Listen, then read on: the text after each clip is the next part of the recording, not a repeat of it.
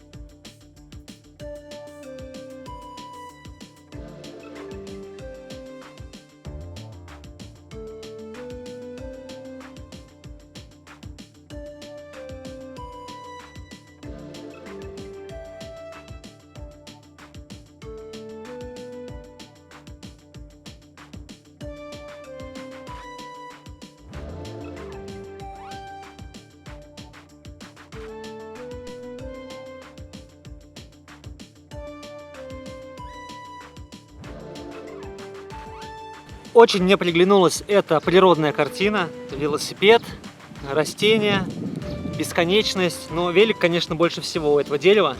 Поэтому наш следующий кадр будет посвящен ему. А тут, кстати, коровка прям за углом прячется. Так что смотрите, ребята, она не привязана, я всегда в опасности. Все ради вас. Мы нашли достаточно темное помещение, не придется ждать ночи, поэтому смоделируем ситуацию. Вы со своим другом в баре, вы достаете свой Instax, включаете его на обычный режим и говорим ему улыбнуться и высунуть язык. И фотографируем своего друга.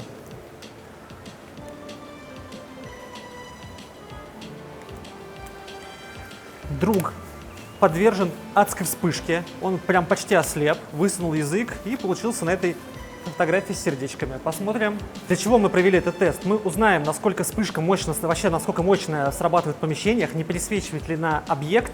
От меня до объекта расстояние достаточно приличное, где-то 2 метра, поэтому если он будет пересвечен, это будет просто нонсенс. Посмотрим. Мы снимем Будду. Я попробую захватить колонны. Вы видите колонны? Я тоже их вижу. Мы, значит, захватим колонны, Будду. Конечно же, сработала вспышка. Куда же без нее? Вот такой вот интересный мост мы нашли. И здесь много интересных чувачков, которые тянут канат. Посмотрите на их лица. И я предлагаю их сфотографировать. Точнее, мы сфотографируем одного. Вот, наверное, вот с этим лицом. Мне он больше всех нравится. И это будет не макро, это будет какое-то небольшое расстояние. Посмотрим, получится ли детализация. Не забываем, что объект белый. У нас сзади свет. Сработает вспышка. В общем, полный фарш. Применяем нашу практику в реальных условиях.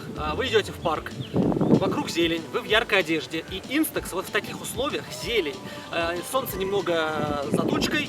В общем, идеальное сочетание, когда фотка должна быть очень классной и очень яркой. И сейчас мы посмотрим, получится это. Не зря же я так хорошо одевался. Меня сейчас фотографируют вот на эту камеру. На расстоянии где-то 1,5 метра, я так подозреваю. Ну, посмотрим, насколько насыщенный будет цвет. Ну что, ребята, новые боевые условия. Я знаю, многие любят фотографироваться просто у каких-то красивых культурных объектов. Вот здесь у нас лапки дракона, дракон, ведущий в храм. А по пути мы встречаем наш объект, который фотографируется на камеру Instax-12. Посмотрим, насколько это будет интересно. Я присяду вот так вот и сниму ее снизу вверх. Давайте сфотографируем скульптуру. Здесь вот такая вот скульптура с чувачками. Большая детализация, много объектов. Вот этот вот главный чел посредине. Он будет нашим главным героем. И посмотрим на детализацию всего объекта. Солнце у нас где-то вот с той стороны, где-то вот там вот сзади, поэтому контровика нет, все хорошо. Работаем. Время обсудить наши фотографии. Они будут всплывать здесь или здесь. Иногда на фотографиях могут быть небольшие цветовые такие линии. Это потому, что я их пересканирую. Вот, поехали. Фото номер 1. Это мое селфи. Классно, детализировано, ну реально хорошо. Вот я на него смотрю, хорошо. Если бы не вспышка, которая отразилась от моих очков, и у меня в очках такой круг прожженной вспышки. А если бы у меня не было очков, я бы просто ослеп. Как бы, почему она сработала? Почему? Ну ладно. Фото номер 2. Макро. То ли цветок сдуло, то ли я слишком близко снимал, то ли камера не предназначена для макро, то ли не рассчитано расстояние, я не знаю. Зачем снимать макро, который не получается? Этот снимок отправляется в помойку. Мой ночной друг. Вот это, кстати, нормальное фото, то есть мы понимаем, что ночью в баре на расстоянии где-то 1,5 метра или вообще в каком-то помещении можно снимать, будет фото приемлемое. Моя пейзажная фотография. Знаете, в чем здесь проблема? Я кадрировал ее не так. То есть моя задача была, чтобы по центру было дерево, как бы, ну, в самом центре с велосипедом. И, кстати, я даже еще захватил немного асфальта. Но так как у камеры смещен видоискатель, у меня все уехало в бок. Так как я что-то, не знаю, в голове неправильно рассчитал, у меня нет вообще асфальта. Короче, получилось совсем не так, как я хотел. Хорошо или плохо, это вы сами там подумайте. И это все проблема, скорее всего, из-за того, что у камеры все смещено по кадрированию. Вот. Потому что, ну, у меня реально большой опыт фотографирования на такие камеры. Я примерно понимаю, куда что надо смещать. Но здесь я проиграл. Далее. Мои друзья, тянущие канат. Вот это нормальная фотография, с учетом того, что они белые. Вспышка сработала, она, если что, срабатывала на всех кадрах, да. В принципе, они детализированы и получились более-менее интересно. В достойные фотографии. Я на фоне зелени. Вот смотрите, я одел яркую одежду, яркая зелень. Сработал опять, солнца не было, сработала снова эта вспышка, и я пересвечен. Блин, как я мог оказаться быть пересвеченным в данной ситуации? Меня снимали даже не в упор, ну где-то я в полный рост, посмотрите, в полный рост, и я все равно пересвечен. как камера замеряет, блин, свет. А фокус, давайте посмотрим. На чем фокус вообще? Здесь очень сложно сказать. Он либо на моем сандале, либо где-то на дереве. То есть я еще даже не понимаю, куда идет фокус. Это одна из самых больших проблем этой камеры, что фокусировка, но она где-то вообще там вот. Едем дальше. Что у нас осталось с вами? Скульптурная работа наша. Это просто ад. Адовый ад. У меня фокус на первой колонне. А я хотел сфотографировать самую дальнюю фигуру, чтобы колонны такие подразмытенькие и фигура.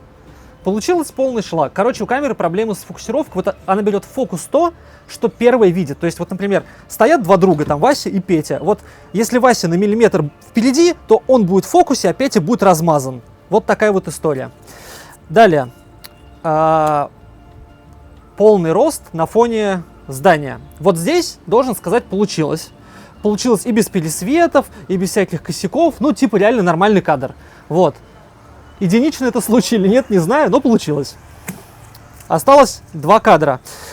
Скульптурное мероприятие получилось херово, пересвет, детализации вообще никакой. Не понимаю, фокус, видимо, на самом вершине башни. Короче, я не знаю, плохо. И последний кадр, это просто кадр, который я сделал случайно, потому что кнопка очень легко нажимается. То есть я просто шел с камерой такой, я хочу сделать это фото. Пока я отходил, мой палец сделал фото каких-то там деревьев. Это говорит о том, что кнопка очень чувствительна, и это тоже плохо. В общем, кадры посмотрели. Получается, у нас 3 из 9 нормальные, 6 шлак, 1 случайный. Плохая статистика. 30% кадров у меня получилось на этой камере. Если посмотреть обзоры на все другие камеры Instax разных моделей, у меня получалось больше, даже в количестве, в процентах больше. Здесь все прям очень плохо. Вот так.